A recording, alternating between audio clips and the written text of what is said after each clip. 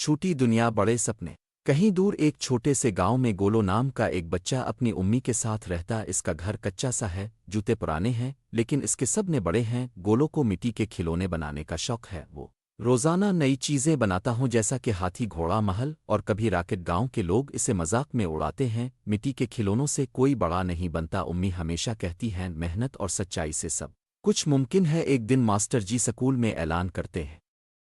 جس میں پودے ضلع سے بچے اپنے فن کے نمونے لے کر آئیں گے گولو کی آنکھوں میں امید کی چمک اٹھتی ہے مگر ایک مشکل ہے شہر جانے کے لیے کرایہ کہاں سے الفی گا گولو غمگین ہو جاتا ہے مگر امی اپنے چاندی کے کنگن بیچ دیتی ہیں تاکہ گولو شہر جا سکے شہر کا میلہ بہت بڑا ہوتا ہے ہر طرف رنگ برنگی تصویریں بڑی بڑی مورتیاں اور طرح طرح کے فنکار گولو ڈر جاتا ہے اسے لگتا ہے کہ اس کے مٹی کے کھلونے کسی کے سامنے نہیں ٹکیں گے مگر جیسے ہی لوگ اس کے فن پارے دیکھتے ہیں سب حیران رہ جاتے ہیں جج حضرات اسے بہترین فنکار کا انعام دیا